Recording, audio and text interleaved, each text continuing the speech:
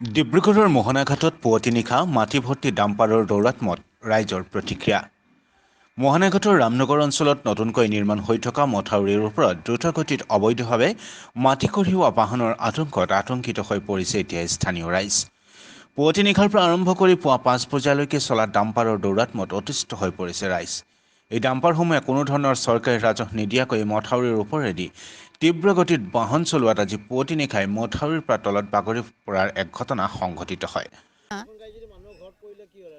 তেতিয়াতো সেইটোৱে আমি তাকে কৈছোঁ। এতিয়া যিটো ঘৰৰ কাষত পৰিছে সেই ঘৰটোৰ কথা কৈছোঁ। মানুহটো আমি তুলিছোঁ যদিও মানুহ উঠা নাই যদিও, কিন্তু যদি সেই মানুহখিনি শুই থকা অৱস্থাত গাড়ীখন যদি পৰিলেহেঁতেন তেতিয়া কি হ'লহেঁতেন, মানুহখিনি কি অৱস্থা হ'লহেঁতেন, সেই কথাটো ক'বলৈ বিচাৰিছোঁ।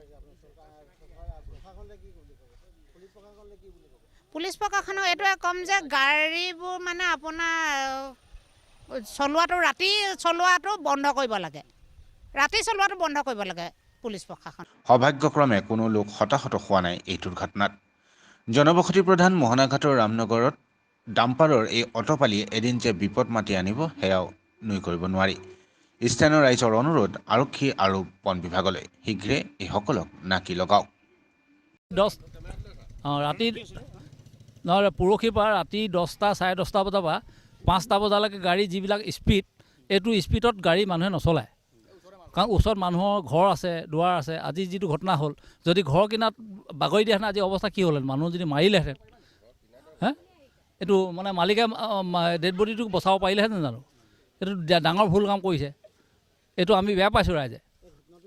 প্ৰশাসনৰ সেৱাক মই এটাই জনাওঁ যে নিশা অন্ততঃ ঘৰ কিনা মানুহবিলাকে শোৱাটো শান্তি দিব লাগে। কাৰণ এইটো হাইৱে নহয়তো যে বোলে পেট্ৰল টেংকাৰ বা কিবা আহিছে।